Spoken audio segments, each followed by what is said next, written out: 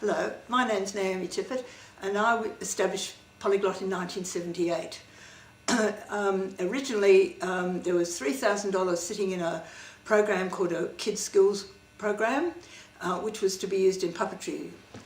The Kids Skills program had seconded the money from the Australian Council to bring a puppeteer out from England, and the Australian Council said you can keep the money as long as you use it in puppetry. And I didn't know puppet from a pot because I came from a graphics arts background, and thought about it and wrote my first submission to the Schools Commission, and they gave us $18,000, and that was the beginning of the Polyglot journey, really. In the very early days, Polyglot was about language and about multiculturalism, and it was puppetry, I suppose, in its simplest form. We were very passionate about promoting multiculturalism in schools, but also in having beautiful puppets that Patricia Mullins designed and made that would bear very close scrutiny, and Riccardo Pietropaoli, who's a dancer and was very interested in puppetry too, was our original director. Dorothy Rickards was from the Institute of Early Childhood Development. And between us all, we were very interested in the quality of the shows, but also of getting this message of multiculturalism across. Our very first show started in 1978. It was called The Good Friend, and it was about a little star who came to Earth with nothing.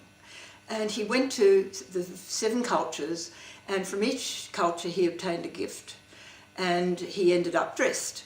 He found he obtained his hands to clap at an Italian wedding. He got his feet from the Spanish culture to dance. He got his fat tummy because the Greek grandmother was cooking cakes, and while she was doing it she told an Aesop's fable. He learned to count when he went to the Arabic culture. So it worked very, very well. The schools were very interested in it, both the schools that had a lot of migrant kids in those days, and also the schools that didn't, because it broadened their knowledge of their students as well. And this little company that we thought would last for 6 months is now 30 years old, because in those very early days we were just booked out by schools that wanted to have this show. My wish for Polyglot is that it should always have the very best that we can give them, that everything happens in the formative years of a child's education, that they're entitled to the very best that we can give them, and that Polyglot should always be the very best theatre that we can possibly deliver to the kids. The best actors, the best plays, the best stories. Our kids are entitled to the best, and it all starts when they're very, very young, because that's when we establish their